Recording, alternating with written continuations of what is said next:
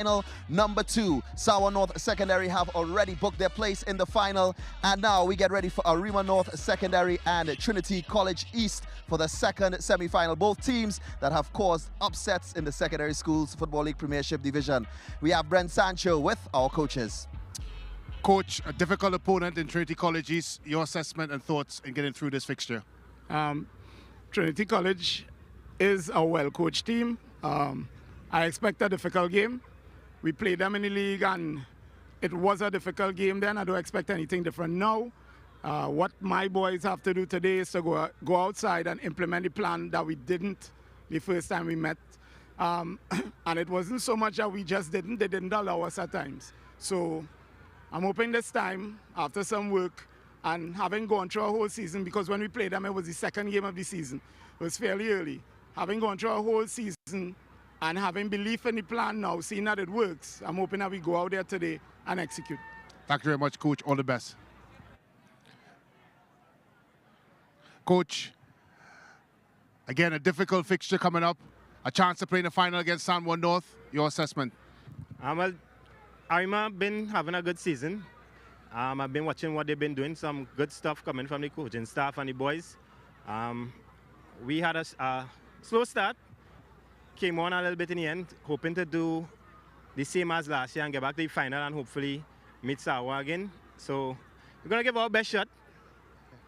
Thank you very much, Coach. The respect that both coaches have for each other. The players are on standby and James Saunders is ready to lead us in commentary. Well, thank you very much, gentlemen, and welcome to the Arima Velodrome, in case you just joined us as we get set for semi-final number 2 of the East Zone. Arima North Secondary coming up against Trinity East. Well, the clouds have come around and the sun has gone down, although no lights have really been put on the pitch just yet. But the players and officials, they're certainly standing by and ready for action. Our first look at the players. Trinity East in the yellow and blue. Arima North Secondary in the blue apparel, the Dial Dynamos. Good run for Arima North this season. They've only lost 2 matches this season, finishing creditably 6th in the league competition. Very talented bunch, and some might even say one of the bogey teams of this Intercol competition. Here's a statistic for you. They've just been beaten. They've been unbeaten in 32 matches in regulation time in the 34 matches they've played since last season. Arima, that tells you the story of just how difficult they are to beat. Trinity East will be hoping to be the team to cause that upset and grant them their 3rd loss. Oh, here's our officials. Joel Davidson, very animated in the middle, together with Ayodele Kujo and Kimya James. Anton Gill will be the 4th official, having a word with both captains.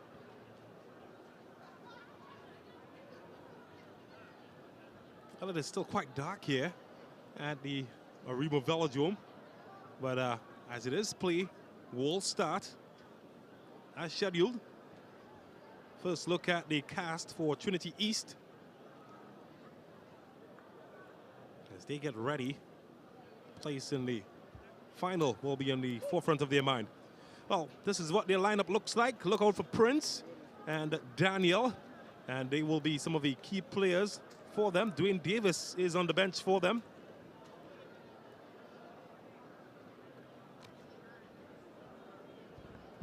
Yeah, and that's how they set up. Of course, Franklin Williams, the outstanding player. Corral to make sure show up things in the middle of the park, and Plaza to strike. Frank Williams, of course, one of the returning players from last season. No Jaheim Fostin this year. Arima, though, well, most of their players from last season where they went 22 matches unbeaten in regulation time. And, well, for them, they've got lots of familiar faces. Marfan, certainly one of them. O'Brien, who played for St. Augustine last season. Ashing, another key player. Wayne Shepard, the vice president of the Coaches Association, on the bench. Yeah, and in a 4-2-3-1 setup, Expect Stapleton to be the furthest man forward for Arima North Secondary.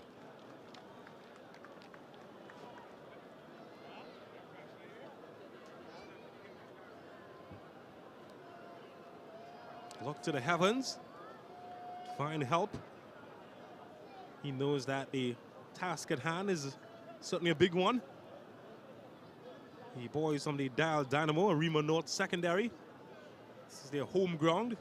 Know this facility better than most teams.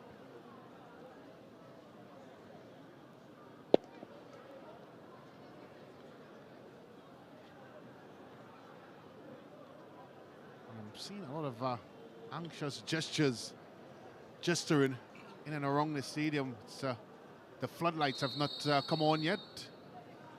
Nevertheless, the show goes on. Well, it's a start as Arima North try to get it into Ashing. And he's quickly up-muscled. And done enough to get a goal kick. That's well defended.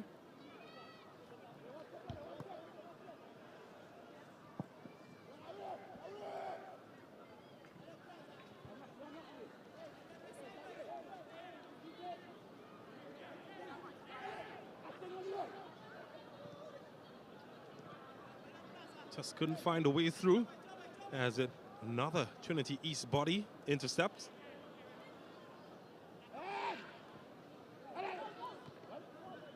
Could be anybody's ball.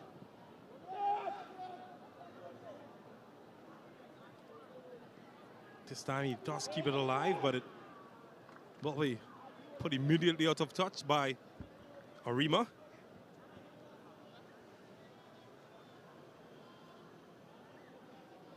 To talk about facilities in our previous broadcast, Brent Sancho, in terms of how important it is to have these facilities on point, this level of competition, and perhaps another example this evening here in Arima. Yeah, and it is really disheartening, as I've said a couple times already on this broadcast, from the perspective of these young men. They give everything when they're on that pitch. It's not necessarily perfect football every time, but in terms of their endeavor and their willingness to try, you could never question that. And to shortchange them, that's the best way I can coin it, James, with poor situations, such as poor fields, poor change in environments in Edinburgh 500 yesterday. Not just for the players, but also for the officials, is really not what we want for our young people. Some might argue that Trinidad and Tobago, in terms of the Caribbean, more facilities per capita than most. However, often heard struggles of getting match venues and getting ready venues for matches. And the travesty of all of it, James, is from since I've been a kid, which is not too long ago, secondary school football plays at a particular time every year, September to December. It's marked, it's known. And so the facilities, acquiring the facilities, making sure facilities are up to scratch for these games should be of paramount. You're talking about a league that is under the umbrella of a government agency, which is a Ministry of Education, and I'm very sure it's a short walk or drive down to Ministry of Sports, so it should be done. It really should, because these young men and young women deserve better.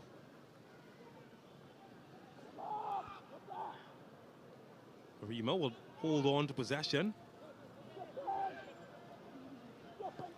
Well, not quite sure how much longer these young men can continue to play under these dim conditions. It's getting incredibly difficult to even see the jersey numbers. That's a good move, though, from Trinity East.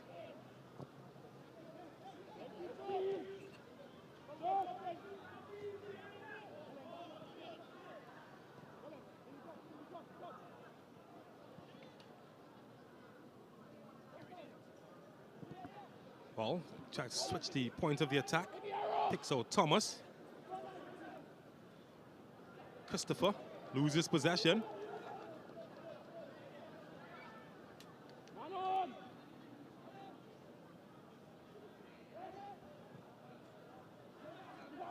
again will be Thomas. Ball falling kindly for Trinity East. And, oh, should be easy for the goalkeeper.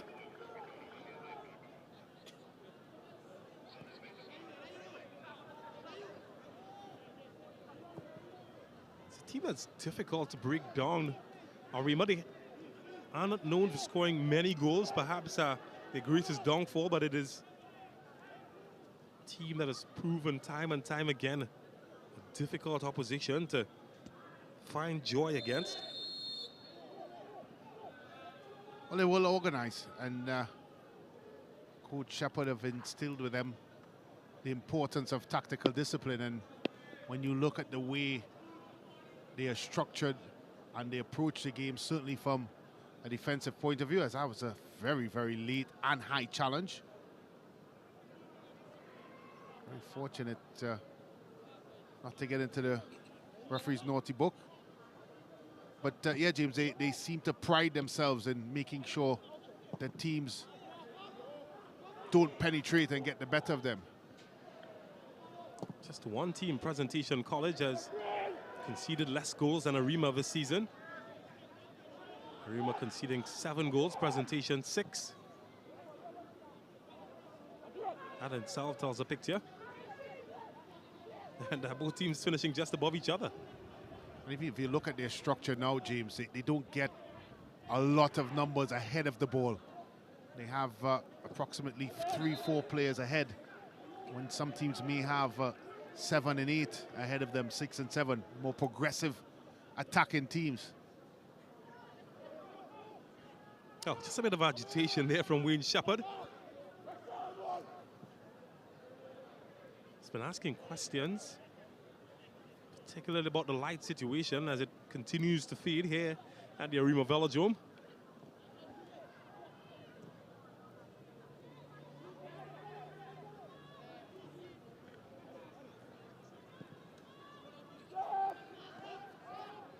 Diaz.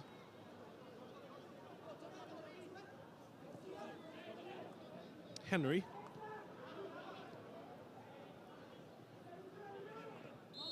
Was nicked there. He's released the ball. Christopher, and he has won a foul.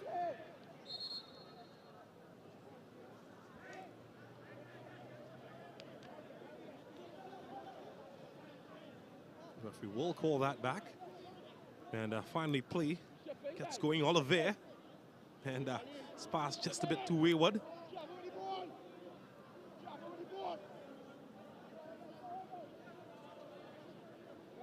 Well, at some point, James, I'm very sure this game will be halted because of the light situation. And again, it's another example, really and truly, a game of this magnitude, a very good, sizable crowd here at the Arima Velodrome. And again, the young men have been let down. Did have one match in Tobago suspended last evening due to a light situation, and it seems that this game will be paused. Referee, fourth official, just signaling to the referee to come over to have a chat. And well, no word yet, no official word as to the status, whether it will be a pause or cancellation. We'll await official word. However, it's disappointing from the perspective of the young men on the field at the moment and the fans who came out to support. Well, this is a facility that falls under the umbrella of the Arima Borough Corporation, and I'm not sure if the lights are on a fixed timer like some lights are, or if it's manually turned on. Nevertheless, James, they would have known for some time that football is meant to be played here today, and it is roughly 5:52 in the afternoon here in Trinidad, and normally sun is disappeared by then, and there's no lights whatsoever. And on an afternoon where we spent some of our broadcasts talking about the need for improvement, when it comes to making sure that the young men and women get the right situations to be able to play and express themselves. We've had another error that pops up and hampers what was turning out to be a very good spectacle. Fans are here, young and old, uncles and cousins, and they all left disappointed. Truly is a sad, sad situation that continues to impact this football here in the country. And just to enlighten, no pun intended, our viewers, wherever you're looking around the world on the SportsMax app, YouTube, and of course the channels, the game between Arima North Secondary and Trinity East has been paused. No official word or confirmation from the officials as to what the official decision will be, but at the moment, everyone is standing by, and we certainly will update you as the information comes to hand. And scoreless, just a few minutes gone. In the meantime, the players and the fans, they're standing by, just waiting for further word on whether and if the lights here at the Arima Velodrome will be turned on. Well, I'm not seeing anyone that's moving or motoring around to get it done. Again, I'm not sure what is the operations to get it on, as we see a lot of conversations between the officials and the match official. But my question is, James, should that not have been something that was addressed before this fixture kicked off? And why wait for the game to start and then try to fix the issue? It's an issue that the lights, or whoever supposed to be turning on the lights, whether it be manually or timed, and if it's timed, change the time, because you know what time the fixture is. Get it done before, of course, the game starts, and put the young players through this situation, because, again, it's another embarrassing situation. Oh, it certainly is, and it's a shame. And just to recap or rehash what took place, of course, a game between Arima North and Trinity East. It has been halted due to bad lights, and we will update you as soon as we find out in terms of what the official decision is. In the meantime, though, we're going to send it back to Master Control and return with more action or an update.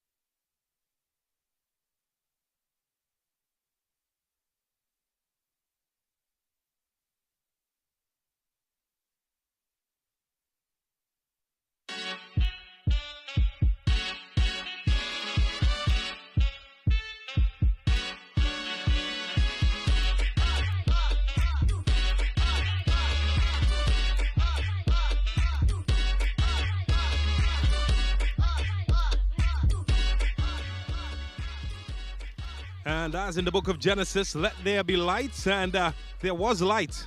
And light has just returned to the Arima Velodrome, just about 5 seconds into play, which has started just about 6 seconds ago, between Arima North Secondary and Trinity East, as the lights have finally come back here at the Arima Velodrome. James Saunders alongside Brent Sancho, and did witness some scenes where the game was paused for just about 10 minutes or so due to bad light, and finally light back with us.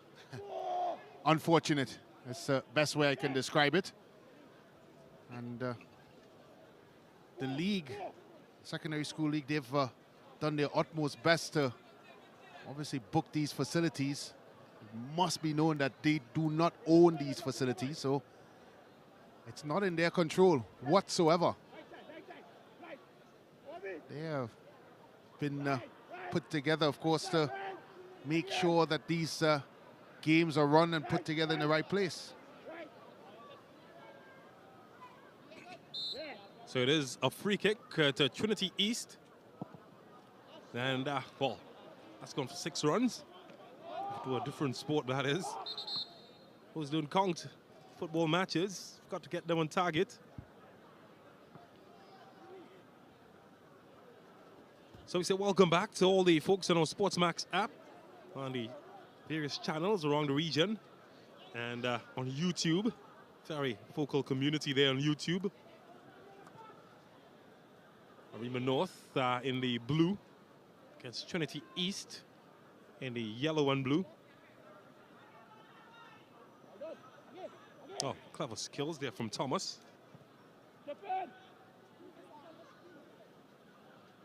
Gets Ashing involved.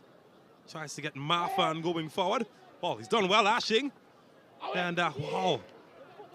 Came close to getting something, but Thomas' touch let him down in the end.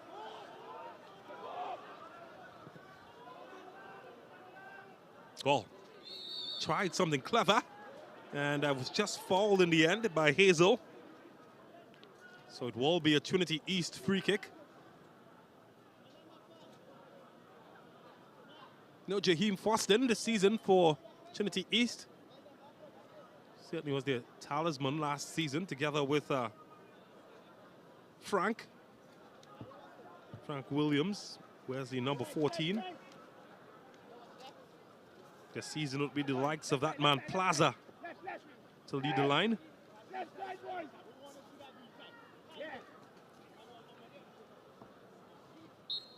Yes, Plaza.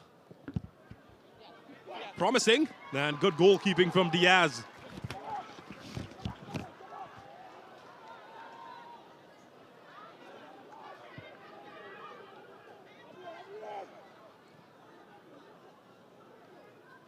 Done well to keep it. It's Christopher. Gets it out to Thomas. Can't run at them, Thomas. No room on the inside. One back by Trinity East.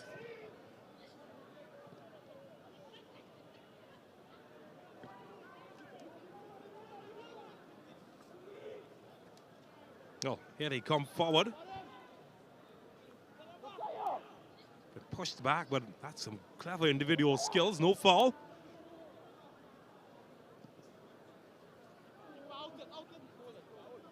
And Diaz with the easy pickup.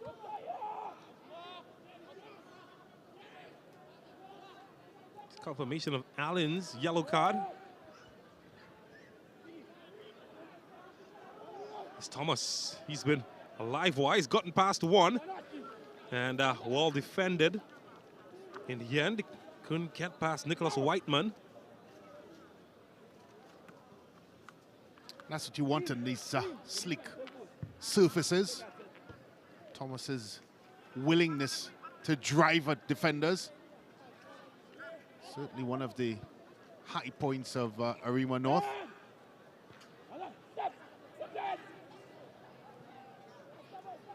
Well, it's the man with the yellow card. Oh, boy. Oh, that's a slippy. And that's a corner. Got away. Yeah, it looked very unsure coming across there. Ambrose, the goalkeeper.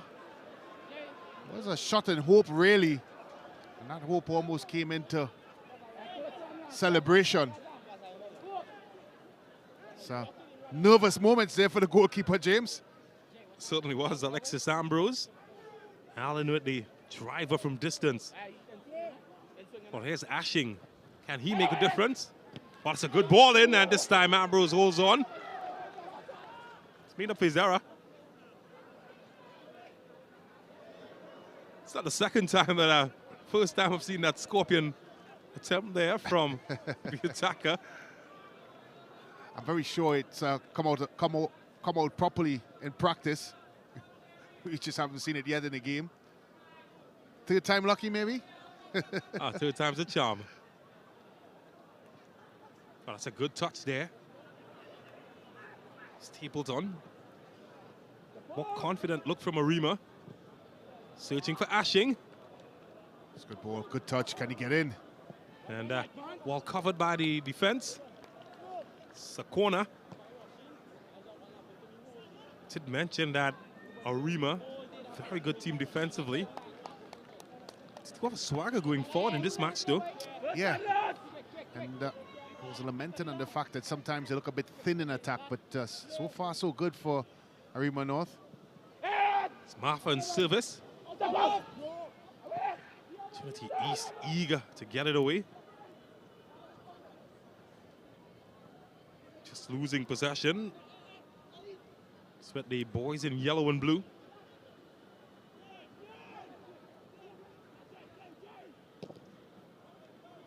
Well, anywhere will do. Trinity East fighting to win it back, and Arima winning that battle. Thomas can keep it alive.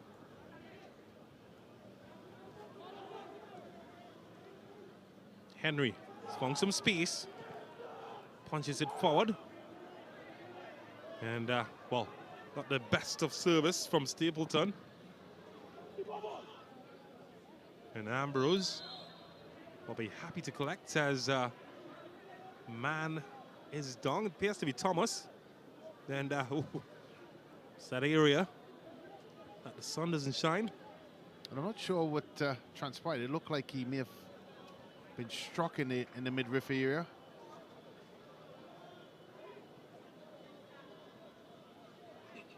It's a game that's been very intense and played in a... So we have another look here. It's a slip there by the defender. It's getting over. Oof.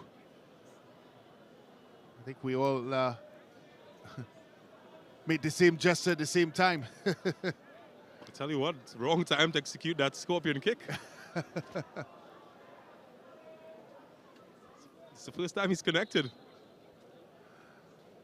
Yeah.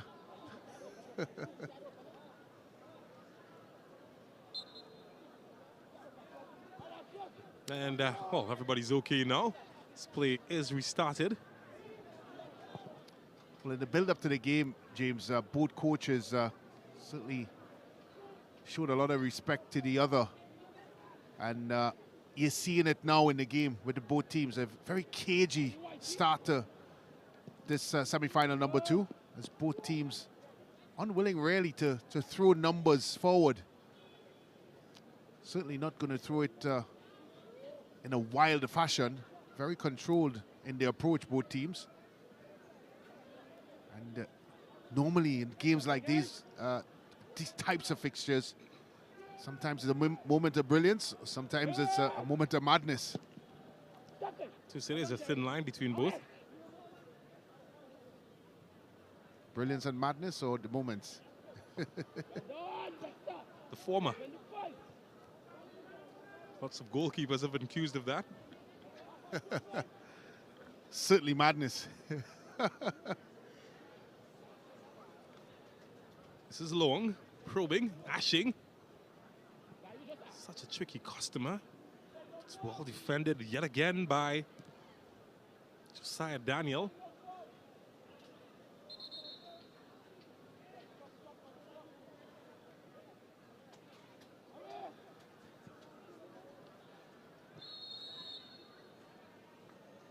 Oh, that will be Trinity's free kick. So we approach the half-hour mark. Darian Marfan. Certainly one of the talisman of the Arima team. Guilty that time of the foul.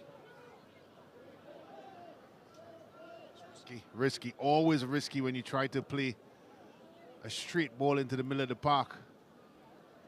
Especially from a defender playing into the middle of the park, it's something that you don't want to do, straight passes in there. There's a chance it'll always be picked off. We talked about Pep Guardiola and the body positioning and how important that is for him and his players. And when you're playing those sorts of passes, you really want the player to pull off on an angle so you can see further up the park as well as receive the football. Any straight passes in the middle of the park is really a danger. Cameraman Mark Lorgnad, best view of that body position you're talking about. Can you see Thomas here? Run into traffic, but they keep it alive. O'Brien, have seen his former team, St. Augustine, exit the Intercol. He'd hope that he can go a step further this season with his new team, Arima.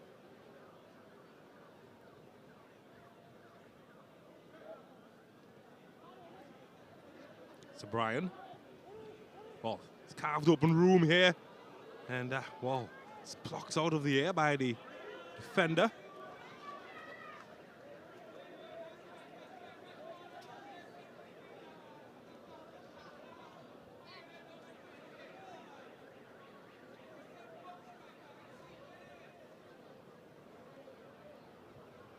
So look at the Trinity East bench.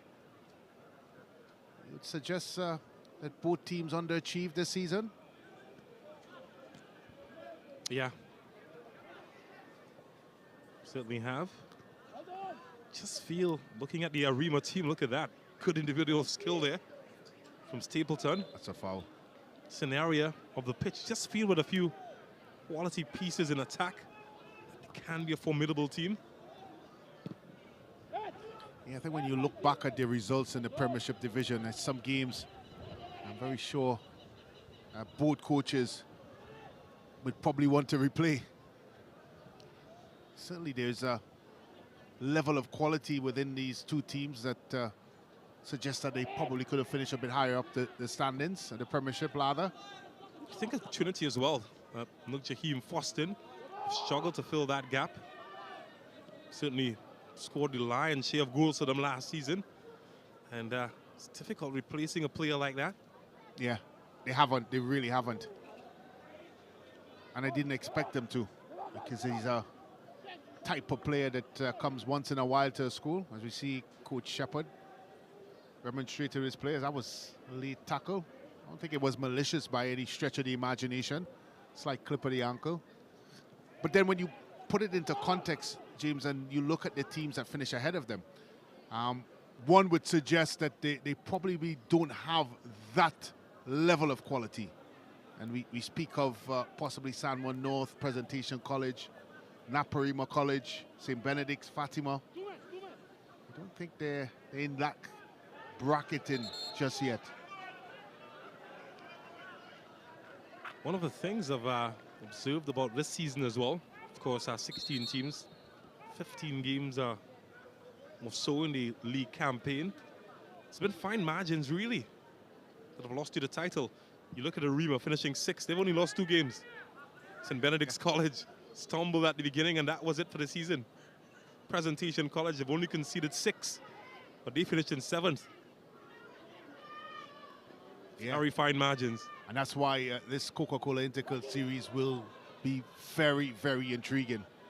Because now you're talking about one-off football games that those teams that didn't have the consistency in the league format can show their real worth and value here and have an unlikely run. As we have another look at the foul there.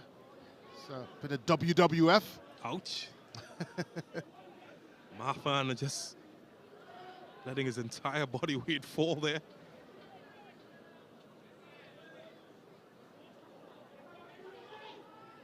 Here's O'Brien. It's pretty much been the metronome of this Arima team. What an important role these in the season. Was the only player with Premiership experience coming into this season from last year, albeit lost every game with St. Augustine secondary. Yeah. And I think that's one of the things that Arima, their coaching staff, and all connected with the team have to give themselves credit. They never once look like a newly promoted team. They look certainly capable and competent to be in this division.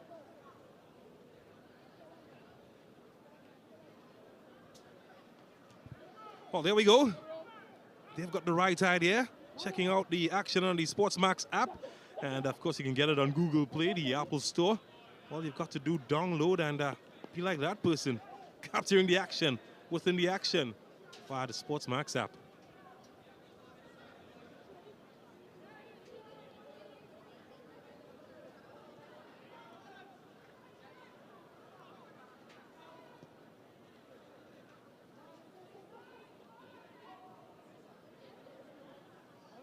Yeah, you're right as well, mentioning the fact that Arima haven't looked like a newly promoted team. And 34 games or so they've played. And they've been unbeaten in regulation time in 31 of them. Let that sink in. Yeah, that's a tremendous run and, again, a tremendous testament to the young people at Arima North. It's not the easiest division to play in, the Premiership. There's some teams, and we saw a lot of high scores throughout the season. And many teams have been promoted into the Premiership and have been promoted into a baptism of fire. That's not the case for Arima North. And when you look at this Coca-Cola Intercol series, when you're picking a dark horse, I think you look no further than these two teams here, Arima North and Trinity East. They started to put together some passes now, Trinity. Looking a lot more comfortable. No real inroads yet in Arima North, and we've seen this before from Arima North. They're very comfortable at dropping the line, but now it's been breached. Oh, no foul was the call from his teammate. To exactly the opposite. Olivier and the Trinity happy that they've gotten themselves a good look in. Yeah, it was no need, and his teammate was right. It's going away from the goal. There's really no need to impede his progress. Josiah Daniel will be the one responsible. That's a good ball. Well, you know what?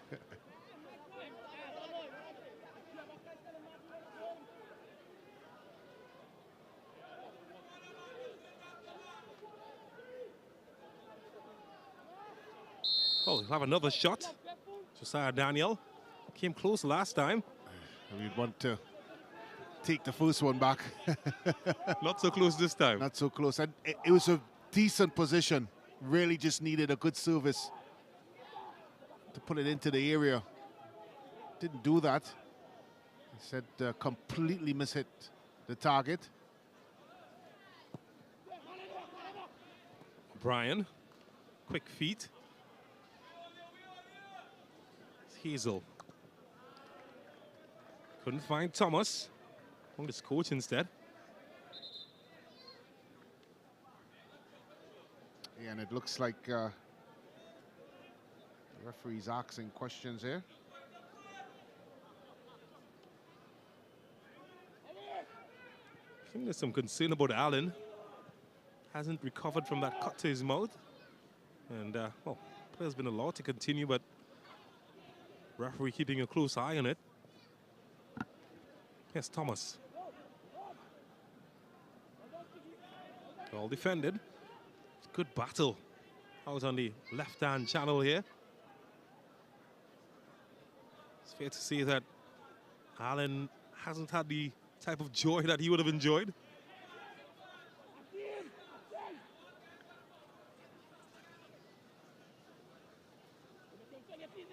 Ashing.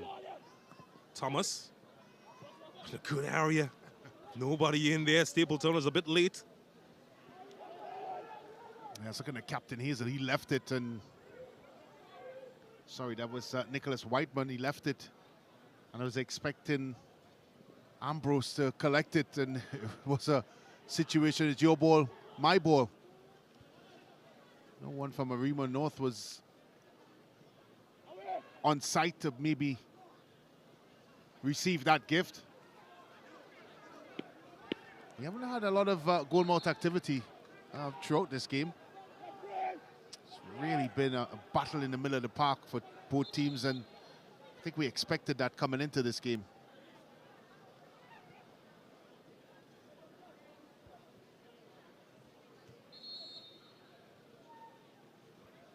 So, pause for what appears to be, well, it's an injury break. Thought for a second it might have been a drinks break. Marfan is the man down. Yeah, that would be a big blow for Arima North if he's not allowed to continue. He is one of their attacking stalwarts, Marfan. Certainly is, together with Ashing. Only two of the more recognized attacking players. Ashing, in your picture, did represent Trinity East in 2019, pre-pandemic, before making the switch to Arima North. So, he's playing against his old teammates. I'm very sure he didn't expect to meet them at this juncture.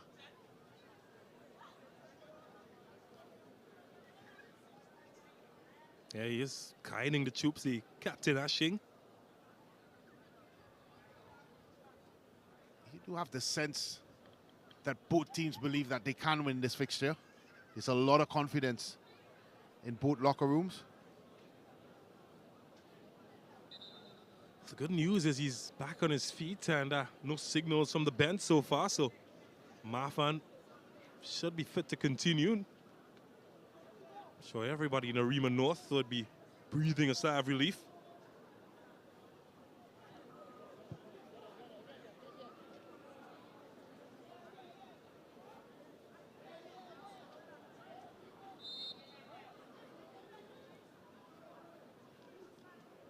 And, well, play will continue.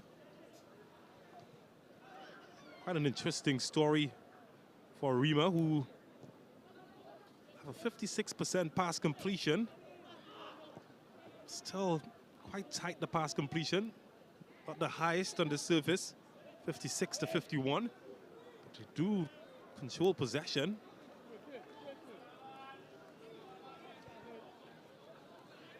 Certainly an interesting story, Arima North secondary.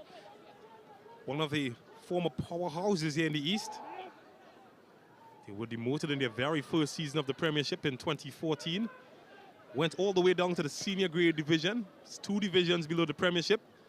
And somehow found their way back up. Back-to-back East Zone Championship winners.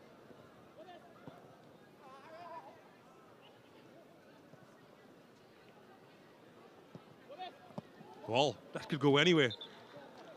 Went for a corner.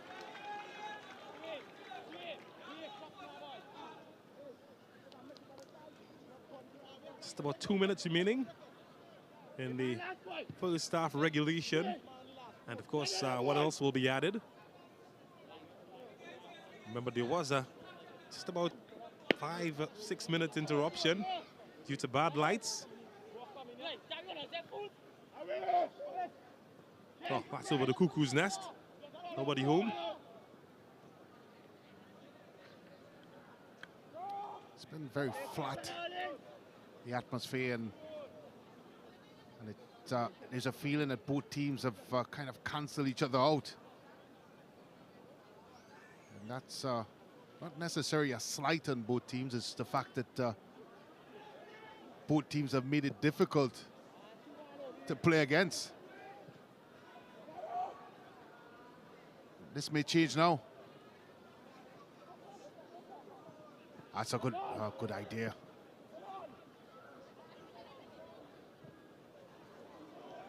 That's a good ball. This could be trouble. Well, just lost his footing. Yeah. He was trying to put his body in front of the defender instead of trying to win the football.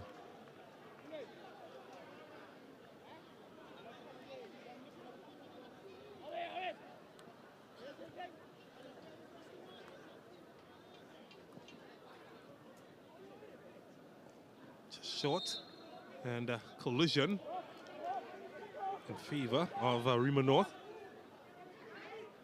As the heavens just opening up just a bit.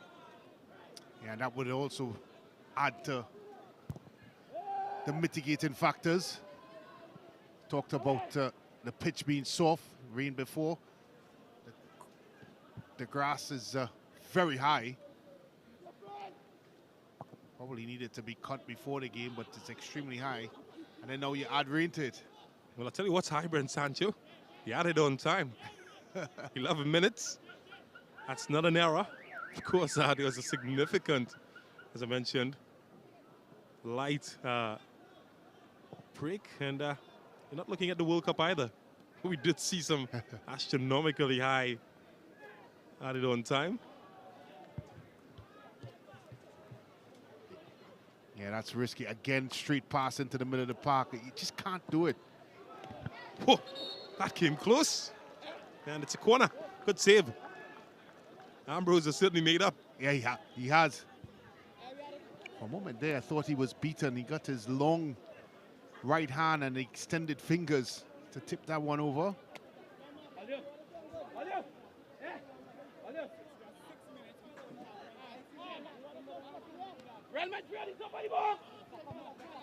And well, Marfan is back to fitness, and he will swing this one in. That's a good ball. Found an Arima head, up and over. Tell you what, James, if he had attacked it front from a front perspective and not side on, I think he would have hit the target. Not a look at it here. Marfan, good delivery. He's trying to jump side on and not meeting the ball forward with the forehead. It actually came off of his shoulder, and really it should be hitting him square in the forehead. That was a chance. That definitely was a chance. Because he made the elevation. Certainly just didn't make the appropriate contact because of his body position. It's a good ball. Marfan is wiggling his way free. Might find Ashing too long for him. Yeah. Again, right idea.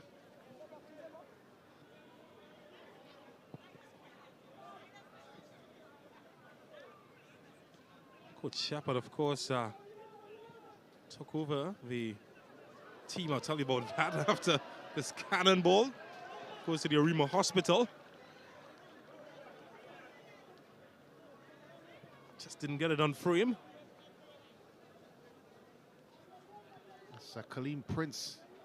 Didn't need all that power. He just really needed to control himself, gather himself, and then strike through the football. Instead, he was rushed and hurried. And not by a defender, by himself. It's Thomas. Made his debut this season. It's a good-looking ball. Stapleton. Whoa. Ambrose unconventional, but it was effective. Oh, that was a chance, certainly. We talk about atonement. I think Ambrose has not only done it in the first save, which he tipped over the bar, he's now gone one up with his unconventional stop. No longer a sinner. He's fully tuned for his error.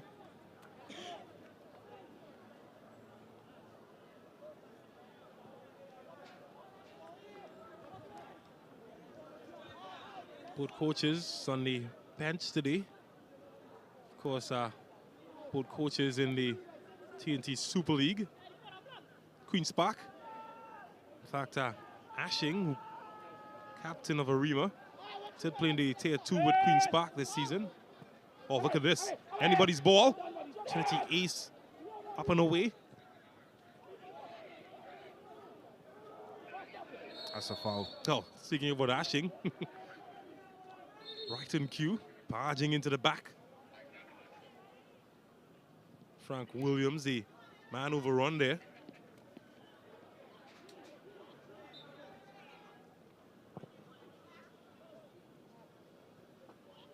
Nah, that's too long for him.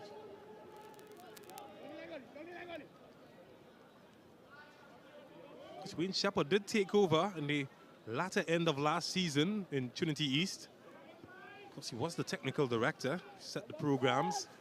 Only really came back into the program physically, into the business end of the season. Of course, he was in Taiwan for a bit.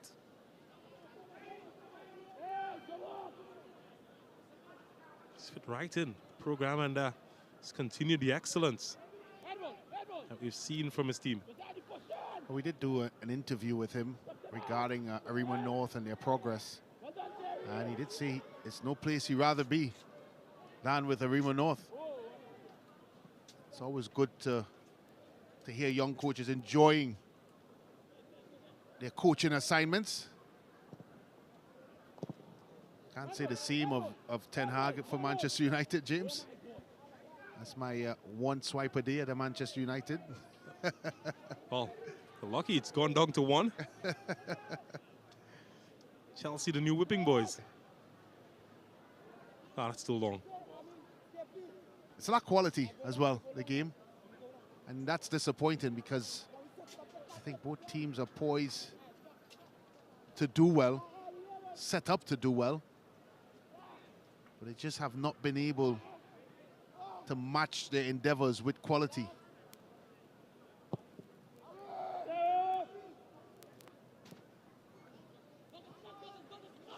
This one will be dealt with by Henry. Tiaz picks up.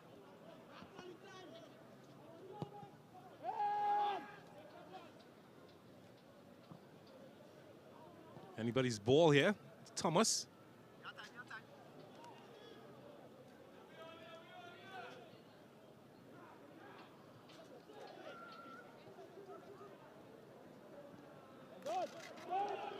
Henry will be left to deal with this. Gets help from Hazel. Tiaz. Chooses Ruth one, looking for Ashing. Just get something on it, but it falls to Trinity, who's giving it back to Ashing. Oh, and he's done well for himself, Ashing. Chance opening up, Stapleton couldn't get there. Still a chance. That's gone into orbit. Good passage of play, nice bit of transition as well from Arima North. Yeah, giveaway. Ball comes across. Eventually finds it at the top of the box there, but that was blazed high, far and wide by Christopher. Really just needed to find a little smidget of composure and focus on hitting through the football and trying to place it. That's a good ball. Is he onside? Yes, he is. Flag is down, and Stapleton's first touch just eluded him. Another good-looking ball in the area, crafted by Marfan.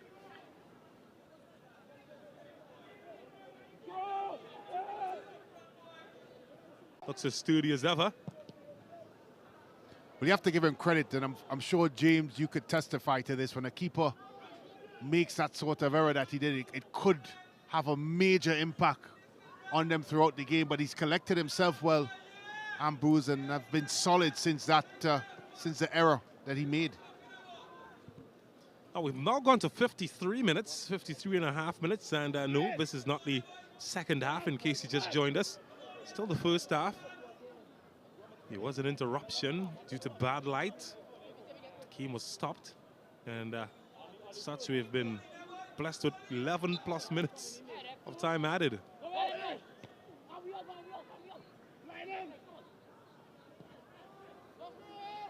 Can he keep this alive? He's offside.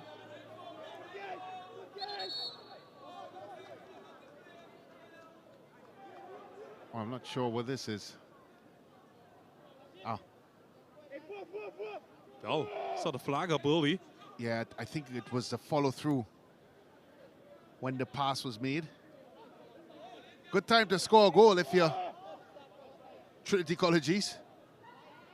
We saw that happen yesterday with Miracle Ministries. They scored very close to the halfway mark, and they went on and had a tremendous second half, eventually running away winners against Kaipi China East. Well, it's Double H, Hashim Hill. Oh, you can just gauge from that type of run-up what the idea might be. Well, not all ideas come to fruition. Well, it was a strange one because he hit through the football. I was wondering if he was trying to give it the Roberto Carlos spin with the right foot, but there's way too much laces on it. If you want that Roberto Carlos effect, you have to almost hit it with the outside of your shoe. Well, to be fair to him, there's a Roberto Carlos video that has been circulating, making the wrongs this week. I'm sure you must have seen it. Or not. Hence the reason it went straight. Of course, one of the better exponents of the outside of the foot technique, Roberto Carlos.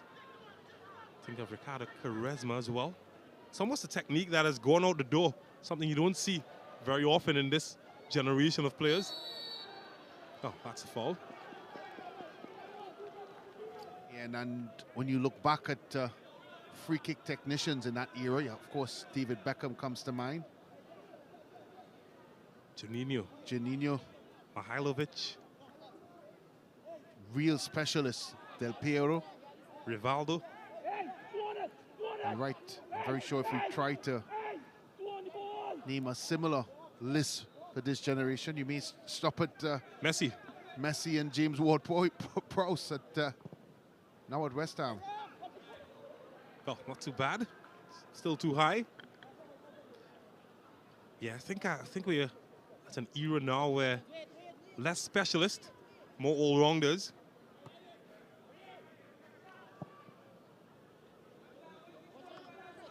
Back in that era, a lot of players were known for particular skill sets.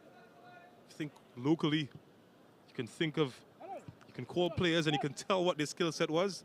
Now the game has become a bit more athletic and more all-round players, but less specialist. And again, that's just my opinion. Yeah, I would tend to agree with that statement. It's a game that demands a lot more from players. Oh, that's dangerous, but the whistle had gone, and well, 11 minutes has been completed, and the very lengthy first half has come to an end.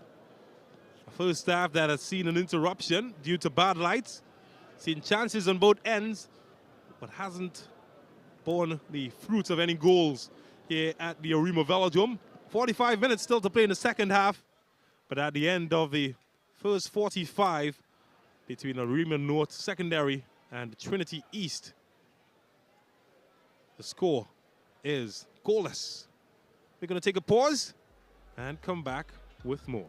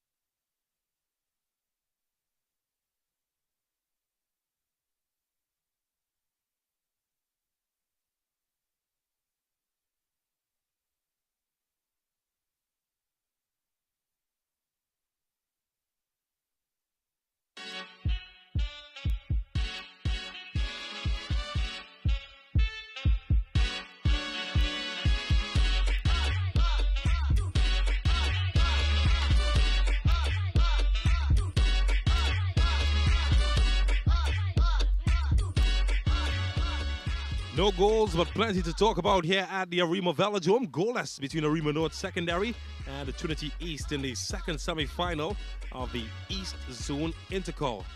Well, I tell you what, let's look back at some of the moments that made us gasp and sent us into darkness as we check out the first half highlights. But it did start under a bit of a dim cloud, and early on it was Arima tried their luck. Ambrose not really holding on.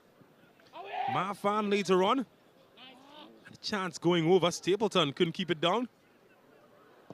And then Trinity had a couple of chances from distance. None really troubling the goalkeeper. Ashing though. Stapleton. And then look at this. Good chance of Christopher up and over. And that was pretty much the story of the first half, as the only real talking point perhaps was the light interruption as the match ends. Well, half-time, it's goalless. Let's look at the stats and see what they say. Arima North, though, they were the better team in terms of the quantity. But when you look at quality, well, no real difference. Not much to separate them. Fouls, though, well, that has been exciting. 11 fouls in total for both teams. Perhaps one of the more exciting facets of the first half. Possession belonged to Arima. And, well, in terms of the scoreline, as they were for both these teams, I'm sure Brent and Hans will have lots of fun discussing the first half. They're standing by. Well, wet blades of grass in the background, and we are here on the pitch. Brent Sancho, Trinity College East. Let's start with them first. What do they need to do to really improve their second half? Well, first of all, I think the game lacked genuine quality throughout it. In the middle of the park, both teams really struggled. Trinity College East did struggle in that department. And when you look at the stats, that's why you didn't see the shots on targets and the shots on goal being impactful in terms of a numbers perspective. Yeah. So they weren't able to generate attacks or generate any genuine threat to the goal. So they need to do better coming out of the middle of the park and supplying the attackers with the right type of ball so they can have that shot on goal or have that opportunity on goal. I think that lacked from Trinity College East. Well, the Dial Dynamos, Arima North Secondary School, we've seen them many times disappoint some of the biggest teams in the league, unable to cause any disappointment yet for Trinity College East. What do the Dynamos need to do? Well, in the first half, they as well struggled with that quality. They didn't have the quality to possess the ball. They did have individual moments where they tried, of course, to get in behind Trinity College East. They need to improve in that department. They're a team that can be slick in possession, very rigid defensively, well-structured, well-organized. They're good there. That's not a problem. The problem is from an attacking side. Right. It's just not generating enough opportunities and chances to breach the Trinity College East defense. It's been very, very comfortable for both teams for that matter, both goalkeepers. The gloves and their tops are very, very clean because they've had nothing to do. That needs to improve. They can't just stay in that midfield battle rut.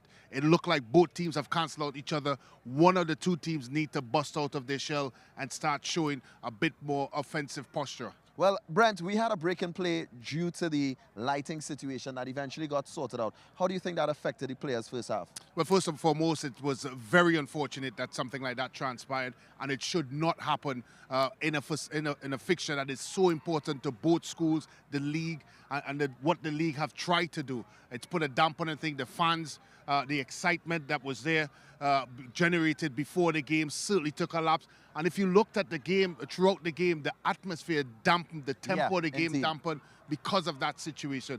And it came at a time where we had lamented on what transpired yesterday at Edinburgh 500, and it was followed up with that. Again, another blot in the book. Going forward, of course, the players tried to get back into the momentum, but they never really got that opportunity to. We hope in the second half that can change and they can refocus their energies and make sure that they start focusing on what the task at hand is. And it highlights more and more the importance of the management of these facilities throughout Trinidad and Tobago. When we come back around, we find out in second half who will face Sour North Secondary School in the Coca-Cola East Zone Intercol Finals. Will it be Arima North Secondary? Will it be Trinity College East? We find out in the second half here at the Arima Velodrome.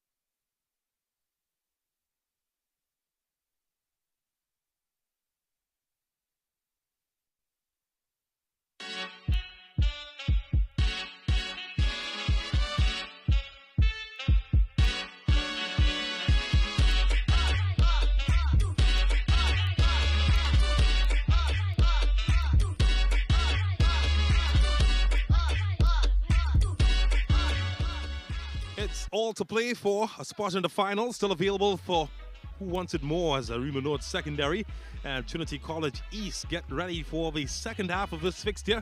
No goals in the first half, and certainly hope for more goals in the second as fans who've come out today in Arima. They are quite eager to see some goal-scoring action. James Orders is my name. Brent Sanchez alongside me as we look forward to who will advance to meet San Juan North Secondary, who have advanced via their 5-0 win in the earlier match at this same facility. Trinity East, they've been resolute and they've put up a good fight.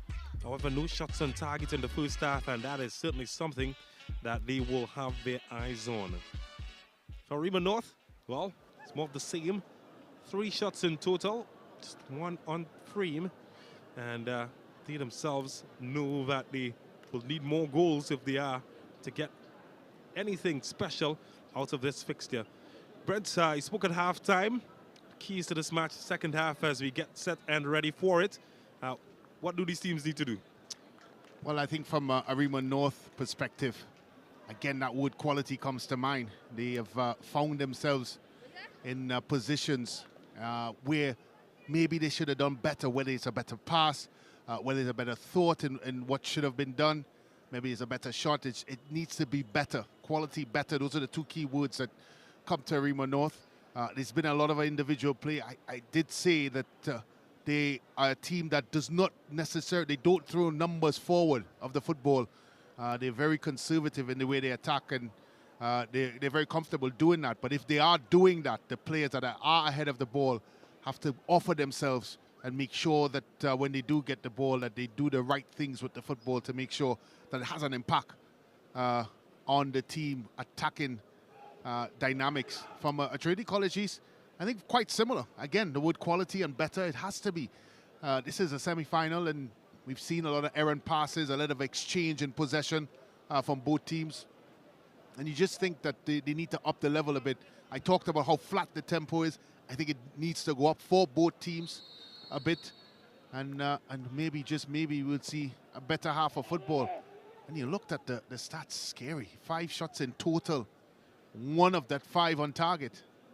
An entire half of football and only 5 shots certainly lacks that. Hopefully a better second half.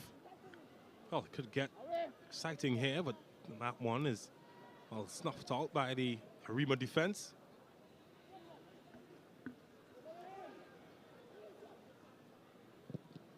Well, had the right idea, and defense did its job well.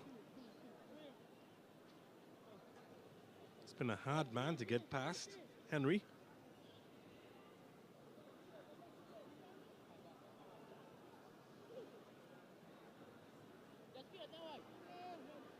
This one should be easily dealt with by Arima. Thomas had to skip out of the way as Trinity East continue to apply pressure. Oh, this is better. Diaz in no man's land and bailed out by his defense.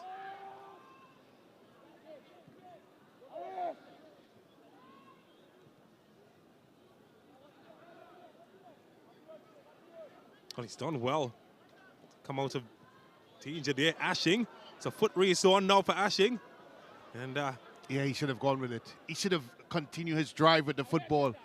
Not sure why he decided to turn and try to keep possession when he really just needed to go at the defense.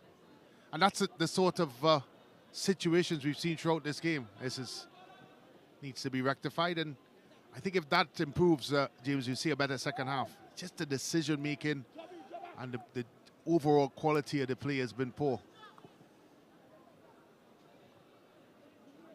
Oh, the battle for this. It's done well to win it. Frank Williams. It's been a tad quiet in this match. Let's pull the strings to the middle. Oh, it's got to be offside. A good space here of Diaz, but the foot save got low. And he did his job. Not sure he knew much about it, though. I question whether or not he was onside. Found it very strange that he was allowed that much time. When the ball eventually got to him, he was behind everyone else. Trinity East getting their first shot on target as well. Oh, look at Ashing go. Almost opened the corridor of space for Christopher. Not a lot of blue shirts ahead of him when he drives with the football. Again, essentially attacking with 3 or 4. Arima North. And when you look at the numbers, Trinity College is well stocked in the back. At least 7 players behind there. That's good football. That's lazy. Yeah. Just shuffle across and collect the ball.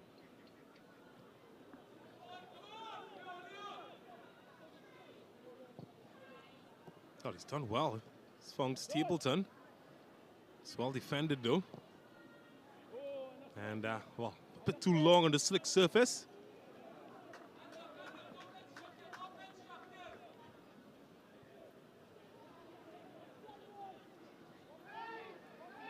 So Brian.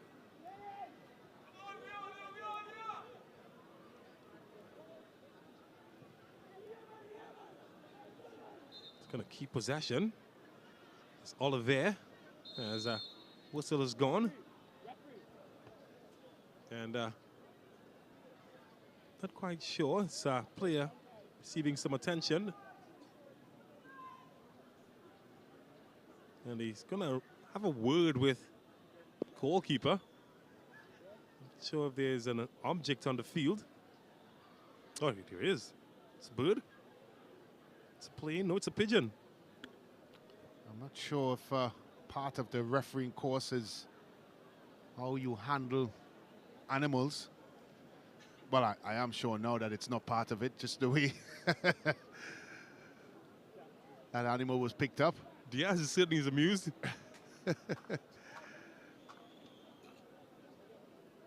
Well, I'm wondering why Ambrose himself didn't pick the pigeon up. He's made the official run almost 30, 40 yards to come pick it up, and he was 5 yards away from it. Wasn't trained in animal conservation. I'm wondering if Ambrose is a little bit afraid of the pigeon. I'll tell you what, though, that pigeon looks in a spot of bother. Yeah, he does. Not sure who or what he came in contact with. Well, the lights did go out, so maybe couldn't see and flew into something. Oh, play will continue. Ashing. Handball. Marfan, for that matter.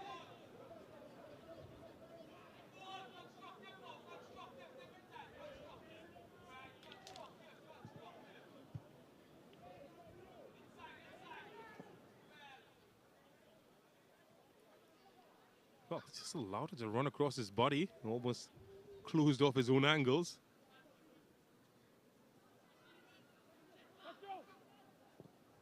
To play quicker, loses possession to Arima. And then he just gives it right back. Well, look at that. Charity. And he gives it right back. Really tells the story of what we've seen so far. Yeah, and again, the thought process behind all of it. And again, another errant pass. Need to sound like a Super Blue Road match, but the quality, that quality seems to never die. She's been waving that flag from minute 1. Professional.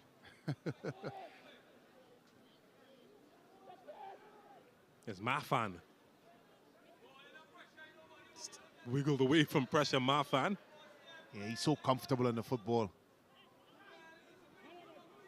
Surprised the keeper has not made his announcement. He's late, nevertheless there. Late picking up the bird, picking up the ball as well.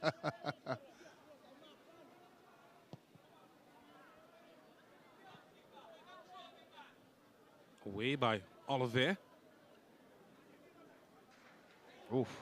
Well, that could have gone differently. Yeah. Just really happy that he came out of that unscathed. Oh, there you go, Frank Williams. He's made of steel, isn't he? This is a lot better. Holder play, a lot better. What a great tackle. Certainly saw a smirk at the side of Brent's face. Timely and legal.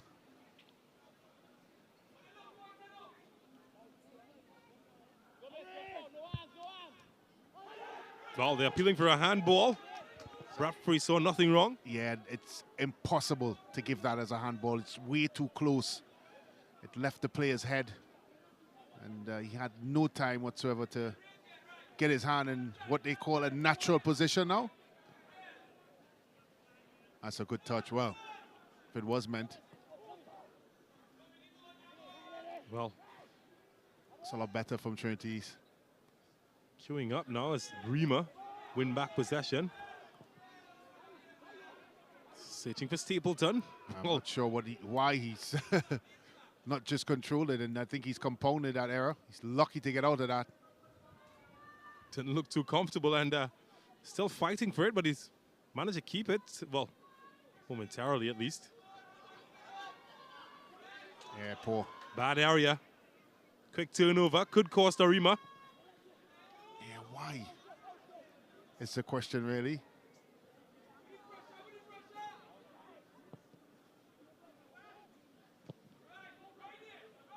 Well, it's right back in the source, as they say.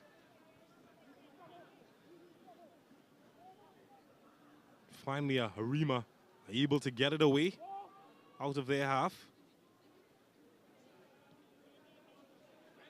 Christopher. It's going long, looking for Ashing. It's too long for him, too long for anybody.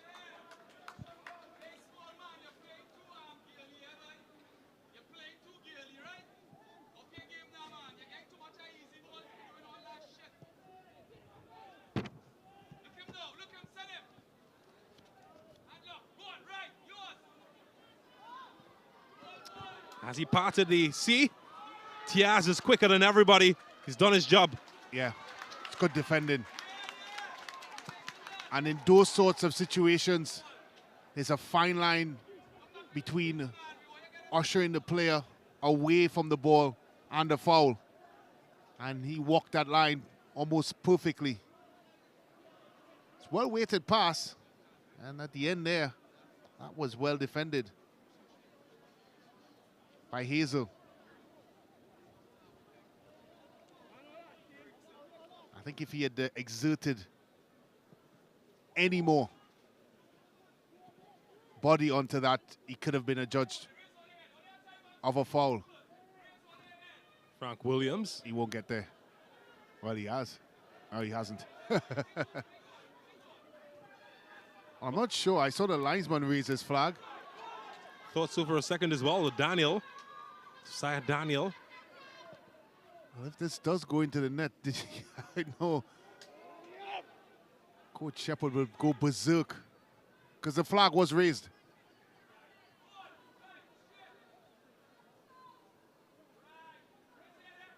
Oh, dancing classes in session. Good cross as well. And remains with Trinity East. A lot more positive in the second half. Yeah, they have been the aggressor, Trinity College East. That's what let them down. That last pass, final thought, has really let both teams down, but more so Trinity College East, as they have been the aggressor in the second half. But they're piling up the pressure, James. They're starting to ramp things up. Frank Williams certainly has come more alive. Almost found Frank Williams looking in the middle.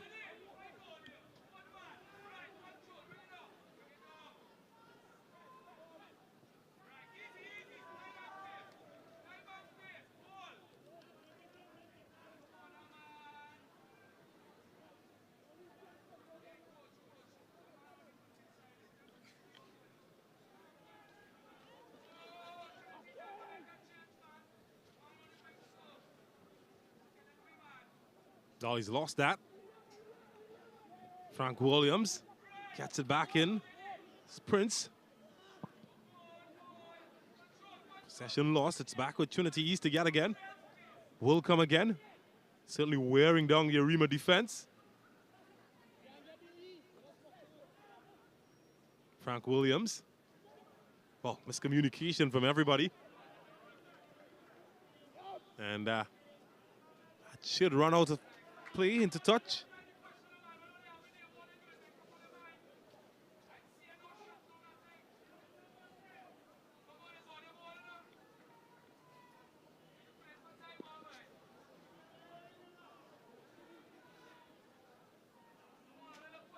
It's Josiah Daniel who will have the throw in his own half. And about to say, it seems almost a minute since we've seen Arima have any real possession. Have a throw now, though. Olivier thought for a second about having it. Then he leaves it to O'Brien.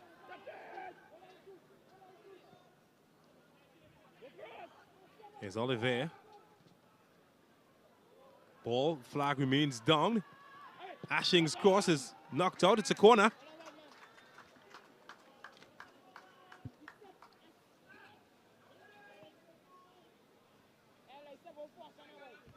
So it's a turn of Arima North to test the rear guard of Trinity East.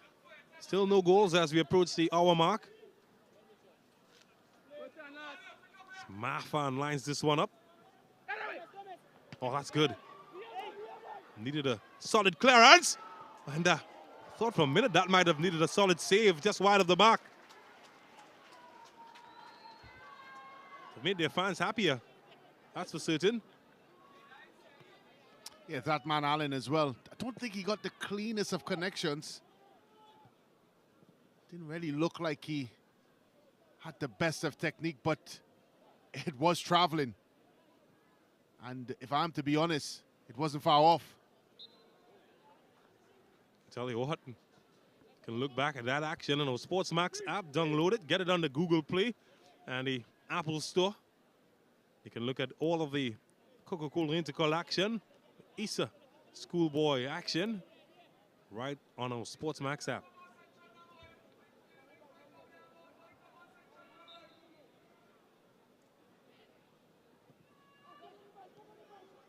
Oh, somebody's having thoughts.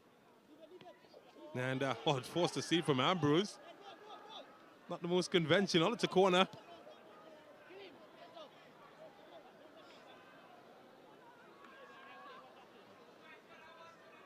Just wonder if he knew exactly where he was positioned.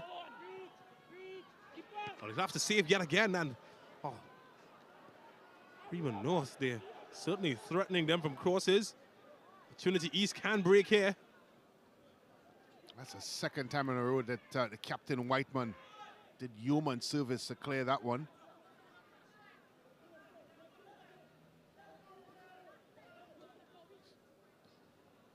Oh, look at this. That's a good shot. Oh, Diaz was beaten, but not the upright. Well, they certainly left their calling card. Trinity East. And they're coming again.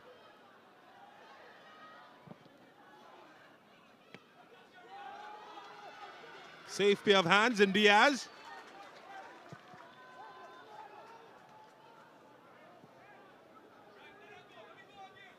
Well, they're starting to ask questions, Trinity East. After a very dormant first half by both teams. Look at this here for a strike. Totally beaten Diaz. Prince there with the full lacing connect. Was well struck, well positioned. Upright stopped it. Oh, can Thomas and company do it on the opposite end? Well, he's trying his luck. Well, wasn't too far off, was he? Well, from 5 shots on target, 5 shots on in the first half to a bevy of shots. I think the shooting boots only just arrived in the velodrome halftime. Oh, come again. Trinity East could be in. Oh, just needed a firmer touch, but the flag was up.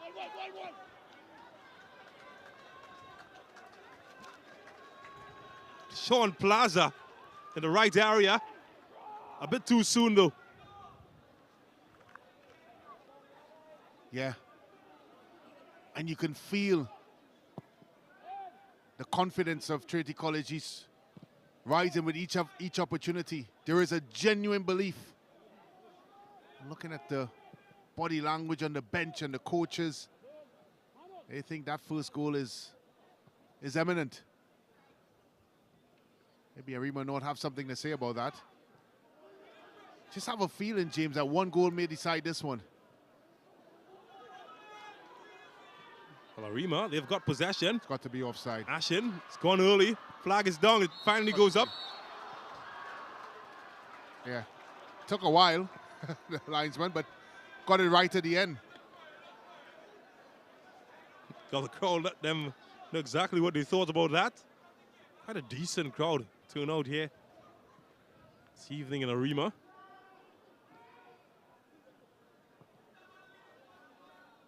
They've looked a lot more dangerous in transition. Yeah, they have, and they've really not allowed Trinity College East any respite. They've been a lot more brave in their approach. When they were going direct in the first half, they're now trying to pass it around. And they've been winning a lot of those, James. Second balls. Well, there's an example. And another one.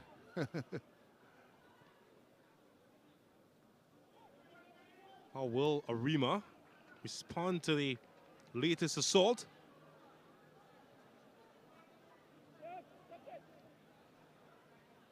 Might be set to make changes. Ashing's ball is too long. Yeah.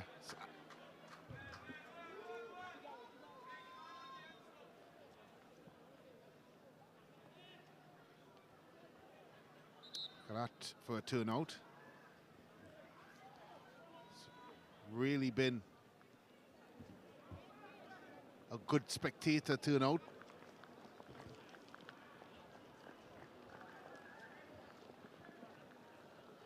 Well, it seems Marfan's evening is done, and Darren Defoe is the man coming in.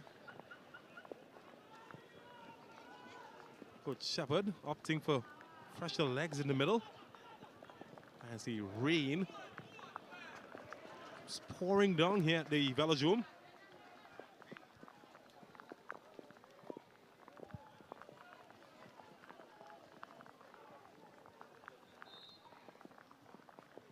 It's not raining goals yet, that's for certain.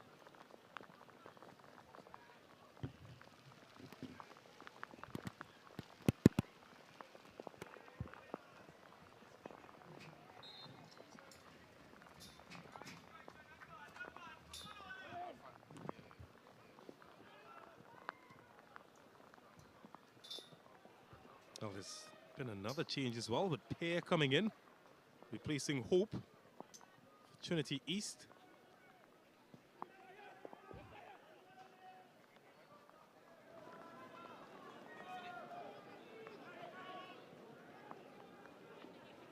Will be Daniel's throw for Trinity. Ashing did get some hand involved. Will be Trinity's ball.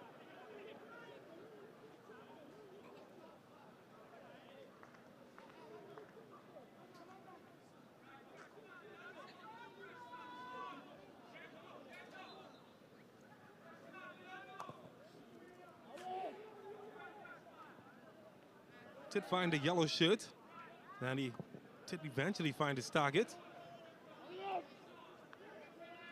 Certainly a lot more intensity coming from the team in yellow and blue.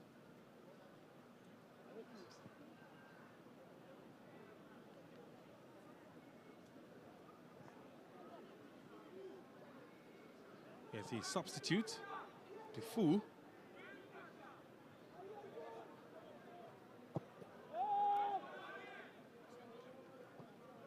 Marfan, man who came off, not the most mobile, but he certainly can be penetrative with his passing ability.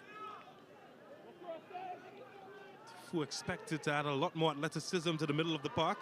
Well, look at them go. Thomas, was he fouled? Referee doesn't think so. Inches, really. Wasn't sure if it was a right challenge to make Figaro, but he thought it was. I think one little push again and it may have been a penalty, a mistimed tackle. Oh, this is high. Before gets there. Got the finish. Oh, they could be in. They are in. Arima North secondary against the run of play. Have found the back of the net.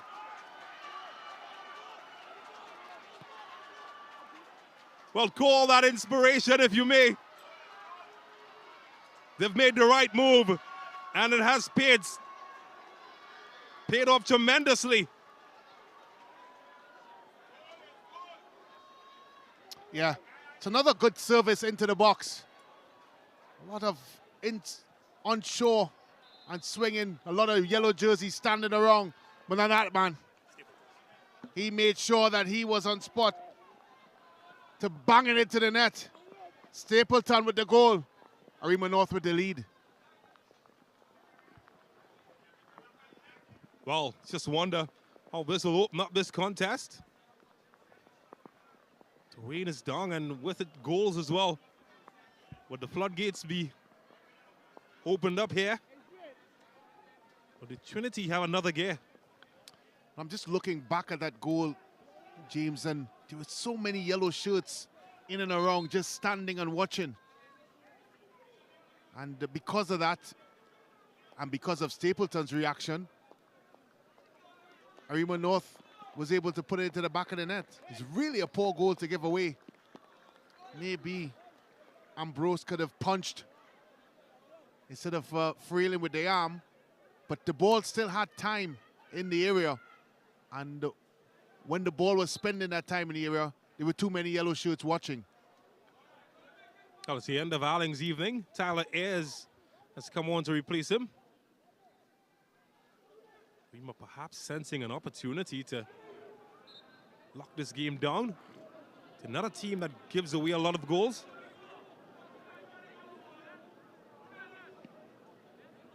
They are a team that, once they do get a goal, very good at closing shop.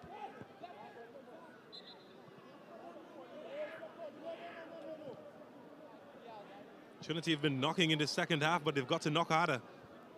Yeah, and you just think that that goal from Arima North may push them out of their stride a bit. They were starting to build up momentum and showing a little bit more fluidity. But now it's a genuine test of character for Trinity College East. They've got 20 minutes or so to added on time to save their season, really. There's Ashing. Well, he could have touched into Stapleton. It's wide of the mark. They're pressing a lot high up the park as well. Trying to force them out of possession. Speaking of which, Trinity have been really good at possession. Dominated 60% of it. And their pass completion has been quite solid, 67%. Compare that to Arima's 54%, and you feel game of football can be a cruel game, Brent. Yeah, it is, and you go back to that shot by Prince that hit the upright. Inches to the left, or inches, certainly inches to the right. And that might have been into the back of the net.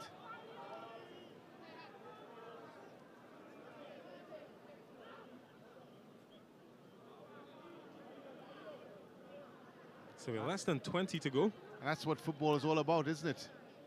At one end, Prince almost putting the ball into the back of the net. And the next end, Stapleton puts the ball into the back of the net.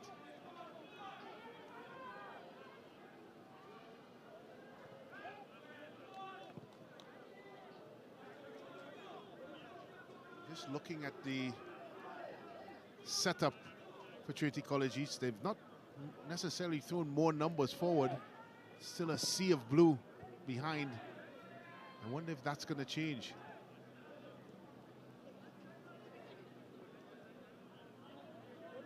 That's a mistake. don't want to make mistakes when they that intense, but they covered well, Arima.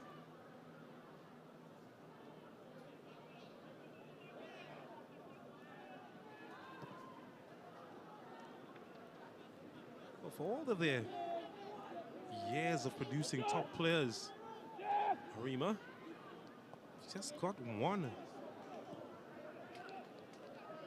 East League title and just one East Intercol title. No national titles.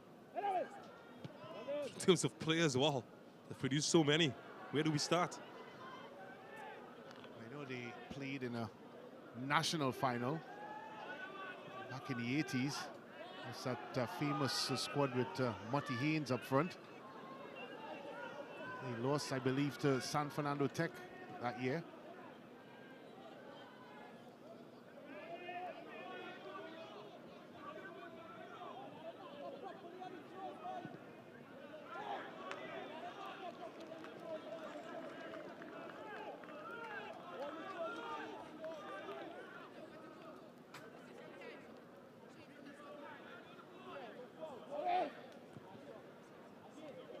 Really got to find a way back into it.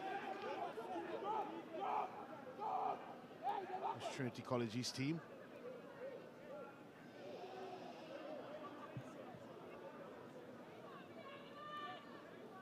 Oh, they've got just over 15 minutes left to do it.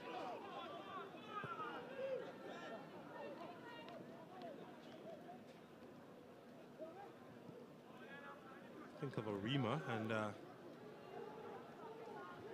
sport comes to mind. It's one of those communities where all wrong sporting ability and achievement.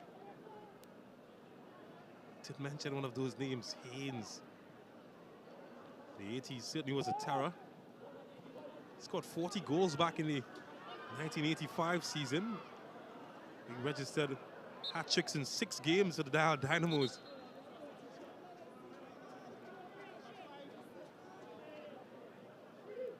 Of course, that was the year as well that you were referring to as well.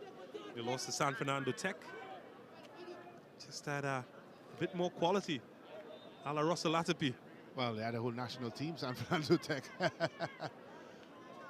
More changes.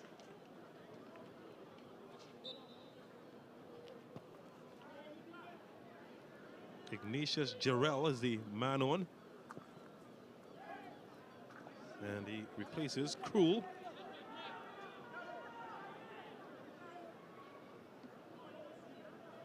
More than anything, Trinity East looks a bit shell-shocked.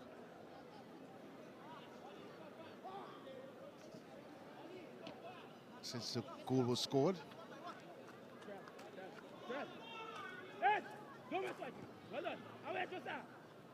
Remember in the earlier broadcast, we spoke about the likes of Kerry Jameson, former Arima standout.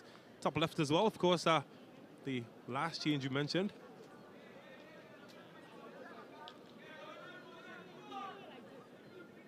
It's remarkable to hear they've only won the East Intercol title once.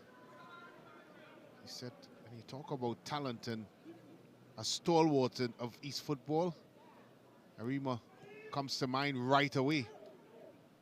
Denham brothers as well. Craig Denham and name of the other one slips me. And Dwayne Denham. Dwayne, that's it. Well, the thing is, it does also speak to how competitive the East was. Because the likes of San Juan, St. Augustine, El Dorado.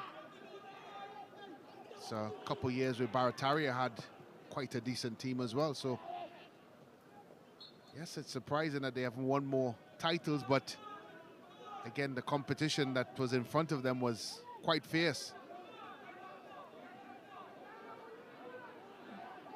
Question is, does Trinity East have another gear?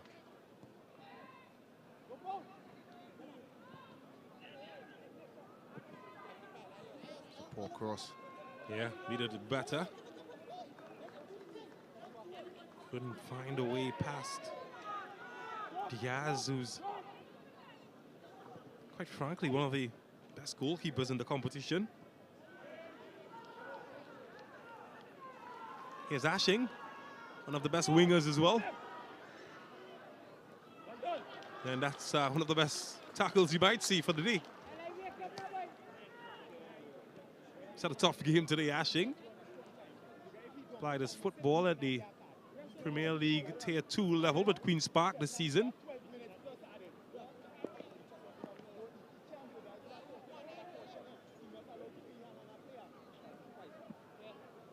Well, Ambrose, he's only been beaten once, and like it to remain like that. And seek some help from his attackers, but he'll have to defend first.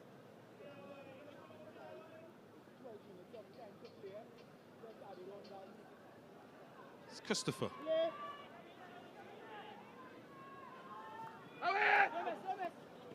Floated into the area. Wow, that's well hit. That's very well hit. That's a bullet.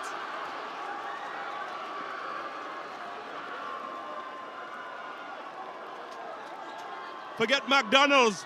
They're loving it.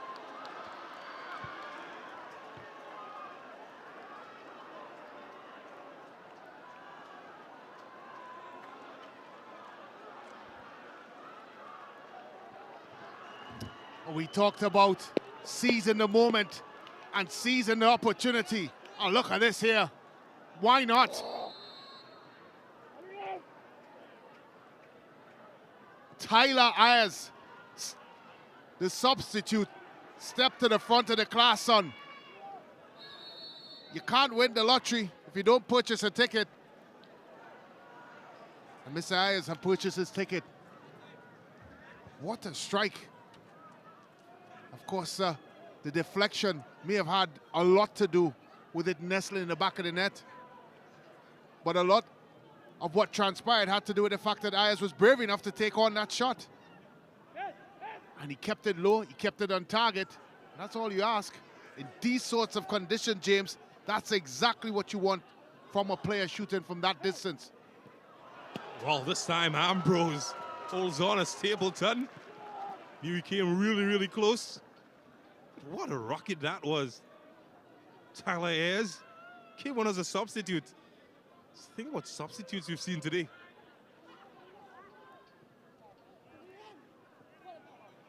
It's Henry. What a strike. Oh, this is good. Trinity might feel undone, but they can't have a chance, and Diaz ensures that they have none.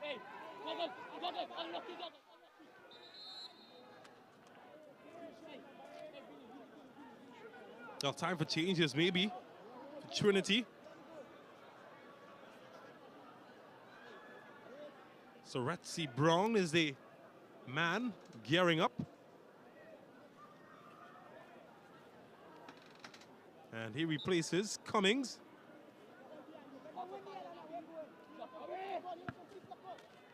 Can he have an impact like his?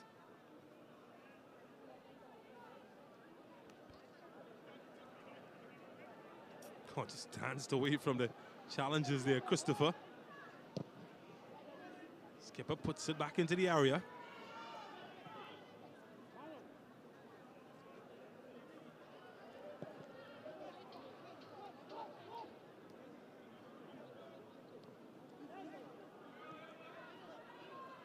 Well, Arima sent blood. Trinity's lost some of their sting as the man who scored the cracker only moments earlier.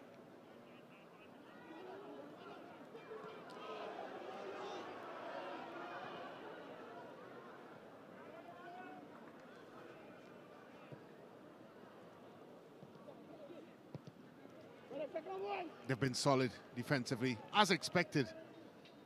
Not really put a foot wrong for that matter. Arima not the central peer in there. Yeah, got national quality in there. Hazel and Oliveri. Yeah, Oliveri turned 15 just about a month and a half ago. And it's been really solid defensively.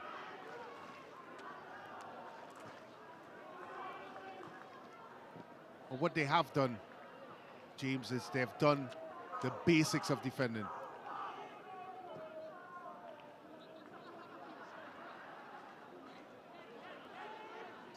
They'll have to defend against Ashing here.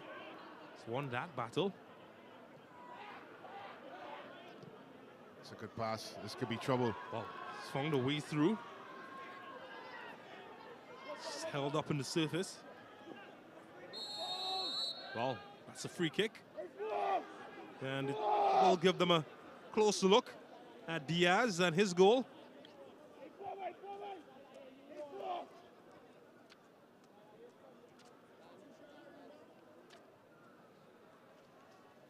In the meantime, though, Zion Metiver is the man looking to make his way on. And he will replace Thomas. Zion Metiver on for Thomas, who's had a decent evening. What about Prince? Can he make it royal? Still alive. And who got the last touch? And it was the Arima defense. Will be a corner.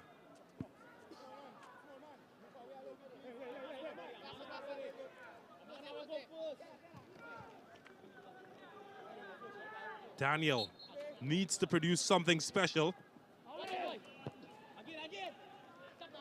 He'll get a second opportunity. Well, it's not well cleared, but finally it is. It's a poor touch.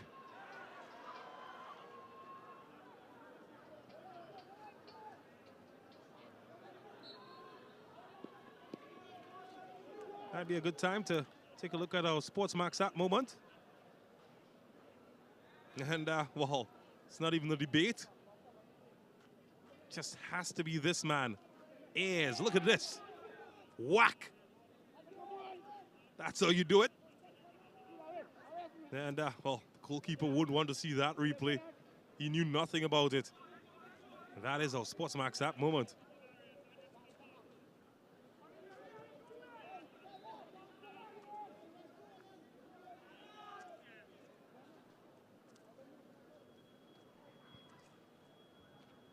Oh, the clock is certainly ticking down on Trinity East as it stands. Arima North might be looking to book a date against San Juan North Secondary. Oh, look at that.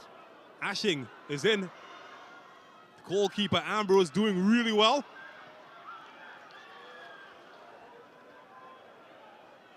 Might be a chance for revenge for Arima North if they do get to the final against San Juan. San Juan, of course, a team that broke their 22-game unbeaten streak. Beaten in 22 games in regulation time until they met San Juan in the league competition. Game played right here at the Arima Velodrome where they went down by 2-0. And revenge would certainly be on their mind if they can get one over them in the East Zone final.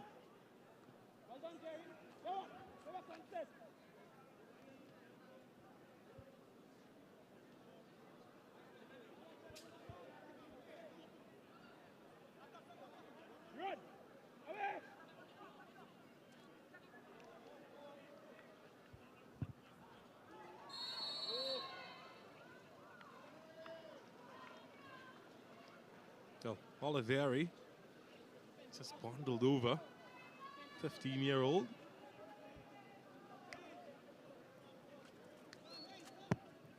Just 14 last time he met San Juan.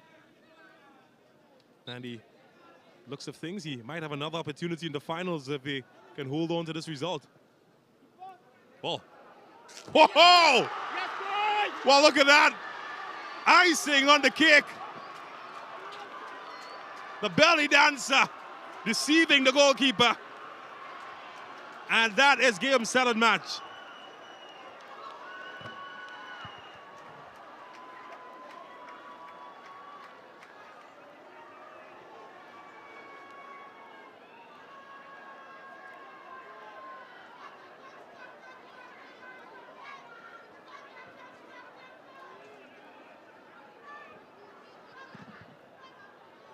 Oh.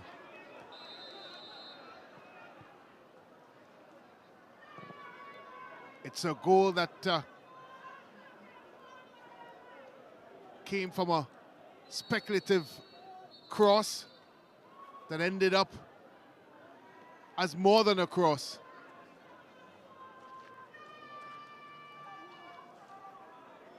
And for poor Ambrose in goal, despite some of his good moments today, unfortunately, that bad moment is a dagger.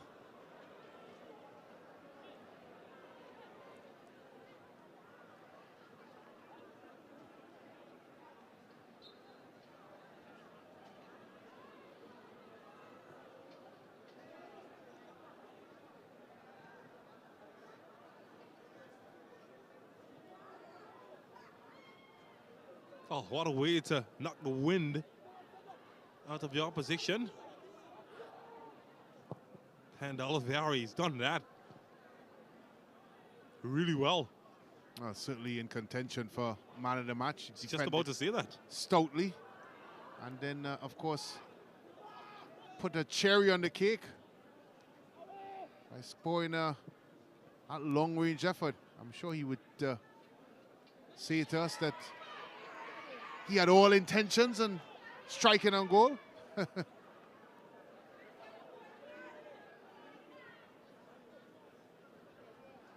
the frustration now is starting to creep into Trinity College East team. Yeah, you can just see it on the expressions. They really haven't done much wrong today. And we did say, James, games of this nature is decided on a moment of brilliance or a moment of madness.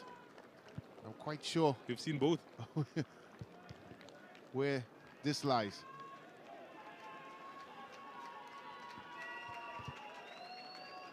Well, that's Aguirre Devines. Not sure if he's related to our Hans Devines, but he makes his entrance.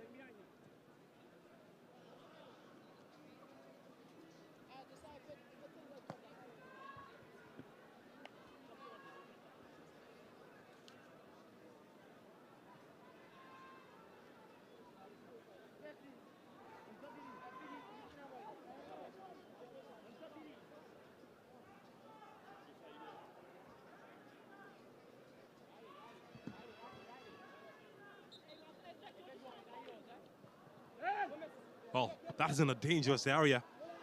Oh, we saw what he can do from there, Ayers. This time he changes his mind. Tell you what, I think the pass was as hard as the shot he had to score the goal. Player did well to control it. Yeah. Ah.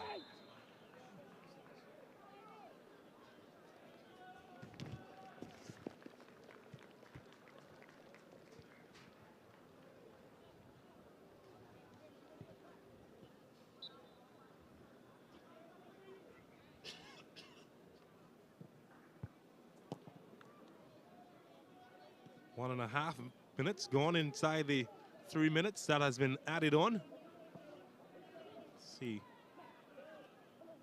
Arima, comfortable now. Make changes.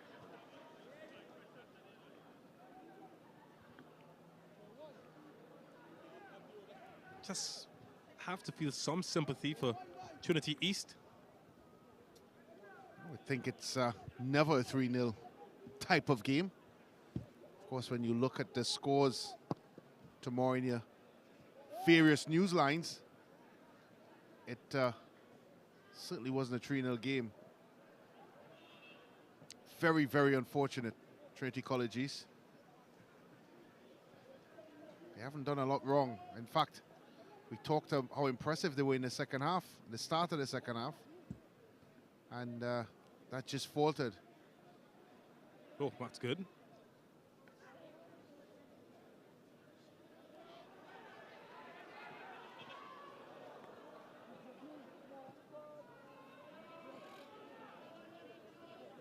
It's all about seeing the clock down.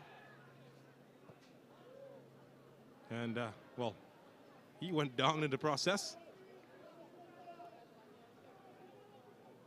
Inspired changes you thought for Arima North?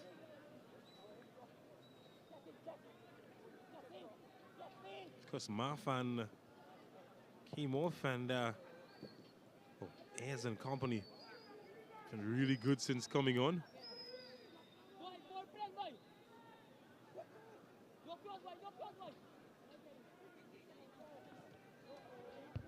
Oh, that should do. Maybe a last hurrah from Trinity. Fight has just gone from them, and for good reason. They've been bested by one of the better teams in the East. Ambrose will wallow in sorrow. Had some great moments, had some not so great moments. For the Dial Dynamos, Arima, well, could have a chance to perhaps give themselves a second East Zone Intercol title. They have progressed safely into the final, where they will take on the juggernauts of Sanoa North Secondary. For Trinity East, they came, they battled, but eventually were conquered by a team that was much superior on the day. Chins up as they will strive for a better performance next season. That man certainly will dominate the highlight reels. Ayers, a firecracker of a strike to beat that man, Ambrose. And at the end of 90 minutes here at the Arima Velodrome, it's Arima North Secondary 3, Trinity College East 0. Let's look back at how this match unfolded. Started here. Error from Ambrose. Recover from that. Later on, it's Marfan service into the header over the top. Trinity East didn't get a shot on target in the first half. Ashingno and company, they were very, very menacing. Christopher over the Cuckoo's Nest.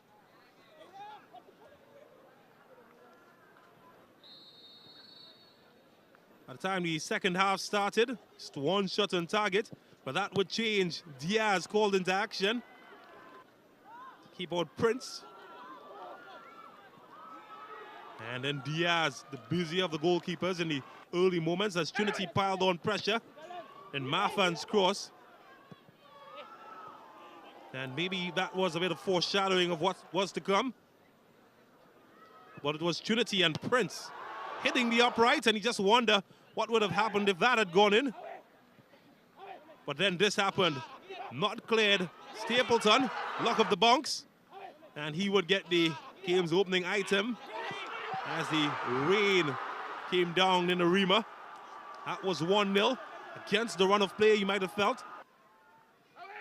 But there's nothing against the run of play here. Look at this. Ayers, firecracker. That got everybody out of their seat as it made it 2-0. And then for good measure, Oliveri, the wibbly wobbler, beating the keeper. And 3, he could smile about it.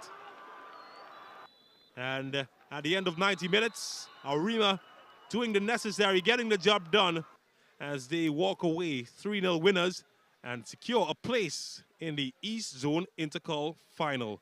Let's see what the numbers say.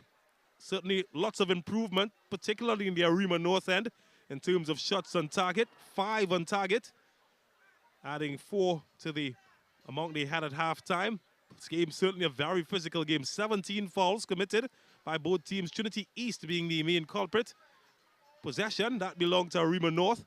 And the most important result, the score, Arima North winning by 3-0. Well, one of the men who kept that scoreline nil while adding a cherry on the top himself is the man he's standing by with, Oliveri, who is our man of the match. Thank you very much, James Saunders. Stephen Oliveri, you are our man of the match. Congratulations to you. Brought to you courtesy NGC, the man of the match. He's looking at the trophy and smiling. But a great moment for you that we really saw you smiling was after you scored that goal, number 3 for today. What was going through your mind? Tell me. To be very honest, it was a mistake, but I'm still glad I scored. And I come out with the man of the match and I'm grateful.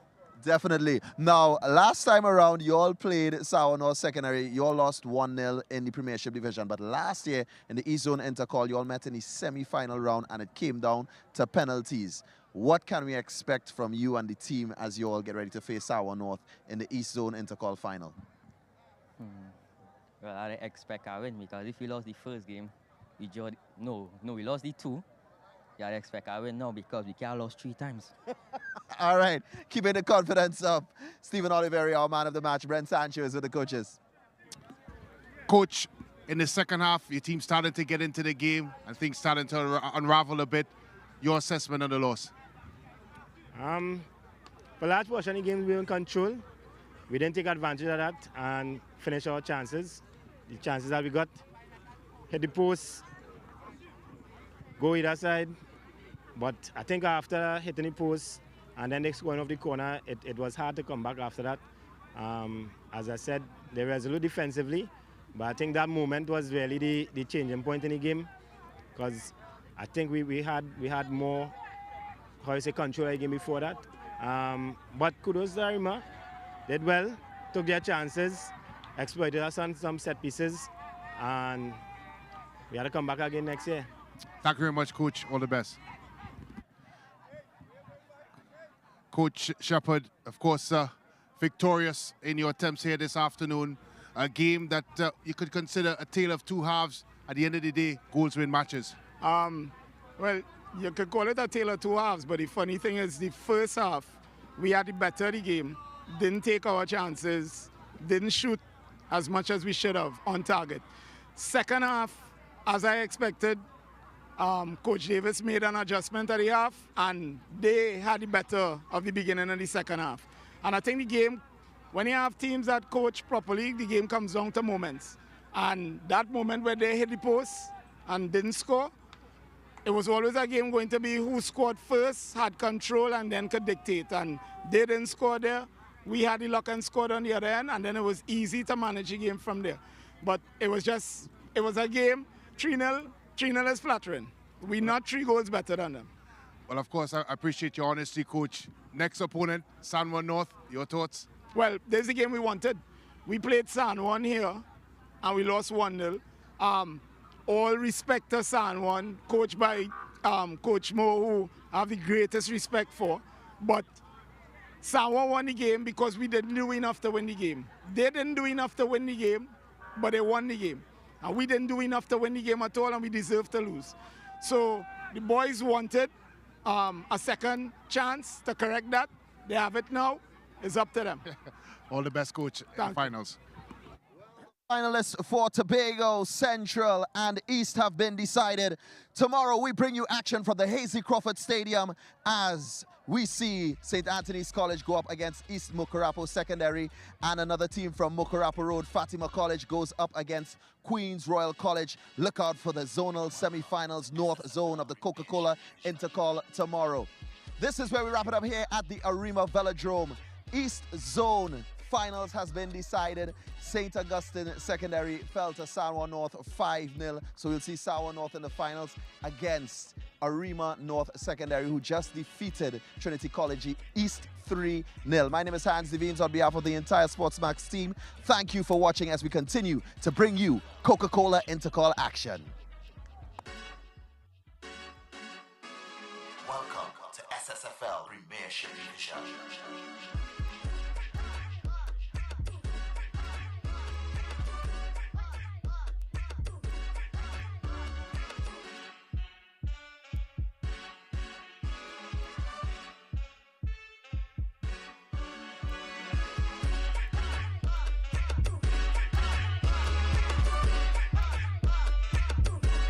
SSFL Premiership Division.